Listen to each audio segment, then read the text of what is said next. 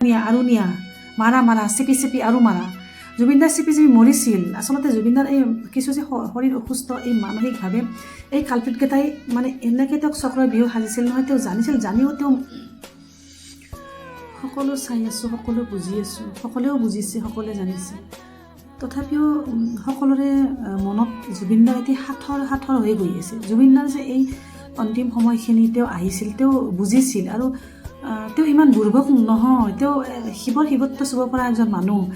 তেওঁ ভগৱানে তেওঁক সৃষ্টি কৰিছিল অসমত অহাৰ কাৰণে আৰু তেওঁৰ যে সময়খিনি আহিছে তেওঁ বুজিছিল। আৰু এই মানুহে কালপিতকেইটাক তেওঁ আগতেই চিনিছিল, বহু বছৰ আগতেই চিনিছিল। আৰু এই যে এই মায়াৰ ধৰা গানটি, এই মায়াৰ ধৰা গানটি শুনিছোঁ বহুতবাৰ, কিন্তু একদম এটা শব্দ শুনা নাছিলোঁ। আজি মানে ৰাতিপুৱা গোটেই গানটিৰ লিৰিক্সখিনি শুনি পেলাই মানে এনেকুৱা লাগিছে এই গানটি সেই তেওঁলোকলৈ লিখা আছিল। এই মায়াৰ ধৰা এই গানটি, জীৱন মানে কি কৰি দুদিন মাত্ৰ থাকিবা তুমি, নিবলৈ এককে জীৱন গ'লেই গ'ল, নিবলৈ এককে নাপাবা তুমি। নিশ্চিল তেওঁলোকে শুহিছিল, শুহাটো গম পাইছিল, তথাপিতো কোৱা নাছিল। এডাল বটৰ বৃক্ষৰ দৰে থাকিল। আৰু মই ভুল কৰিছিলোঁ আগতে এটা ভিডিঅ'ত যে ৰঘুমলা আৰু মানে কপৌফুলৰ মাজত পাৰ্থক্য নাজানিলে, জানিছিল, জানিও তেওঁ তাৰমানে কাকো কোৱা নাই, নকৈ পেলাই তেওঁ কৰি লুটিবই দিলে। কেইদিননো লুটিবা তুমি ন। এই গানটোত মানে ইমান ভয়ানক শব্দবোৰ জড়িত হৈছে। মানে যেনেকৈ কৃষ্ণই জানিছিল তেওঁৰ মৃত্যু আহিছে, তেওঁ কেনেকৈ এই দ্বাপৰৰ শেষ হ'ল, দ্বাপৰ যুগৰ কেনেকৈ শেষ হ'ল এই শিলচটাত মানে সেইটো কাহিনী আৰু বেলেগ। কিন্তু মানে প্ৰত্যেকটো তেওঁৰ প্লেন মতে কৰি গৈছিল ভগৱান কৃষ্ণই। আৰু এই মানে জুবিনদাৰ প্ৰত্যেকটো তেওঁৰ এই চিনেমাখন যে বনাইছে, আৰু চিনেমাখনৰ কথা ক'বলৈ এতিয়া মানে কিবা এটা হৈ যায়, মানে বহুত কিবা এটা হৈ যায় চিনেমাখনত ট্ৰাইলাৰটো চাই পেলাই। আৰু কি কৈছে, লোৱা শুহি লোৱা, খোৱা একোৱেই নাই, নিয়া অমাত হৈ থাকিল। কাৰণ কিমান খাবা।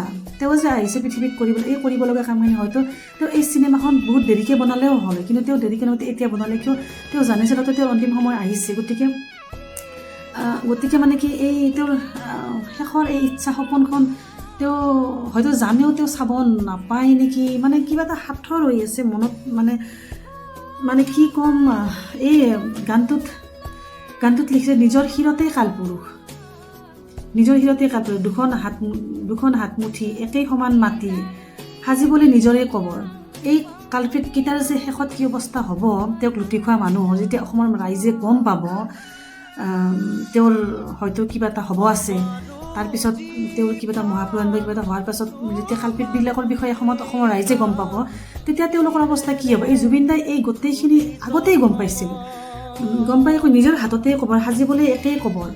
জুবিনদাও হয়তো হ'ব, কিন্তু জুবিনদাৰ চিতা বা জুবিনদাৰ সিহঁৰ মাজত আৰু তেওঁলোকৰ মাজত কিমান জমিন আচমান পাৰ্থক্য হ'ব। মানে গানটি শুনি পেলাই এনেকুৱা লাগিছে কিবা এখন আধ্যাত্মিক সেই কৃষ্ণৰ সেই শিৱৰ সেই যুগলৈ আমি গৈ আছোঁ। আমি বুজি নাপাওঁ আমি কেনেকুৱা এটা যুগৰ সাক্ষী হৈ গৈছোঁ।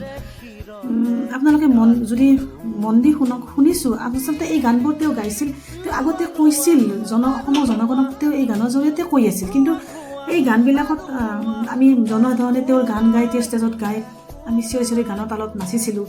তেওঁক একোৱেই বুজা নাছিলোঁ। এতিয়া লাহে লাহে সকলো বুজিছোঁ। তেওঁ যে কৈছিল তেওঁৰ মৃত্যুৰ পিছত সকলোৱে বুজিব, এদিন বুজিব।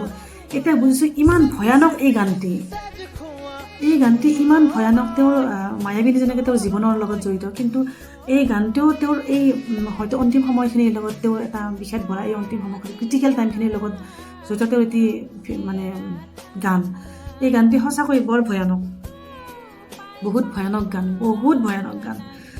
যদি অলপমানো মানুহে গম পালে হয় এই গানটিৰ অনুধাৱন কৰি পেলাই, আমি তেওঁৰ সৃষ্টি বুলি আমি এনজয় কৰি থাকিলোঁ। তেওঁ অকলশৰীয়া হৈ গৈ থাকিল, তেওঁ ষ্টেজত অকলশৰীয়া হৈ গৈ থাকিল, আমি এনজয় কৰিয়ে থাকিলোঁ।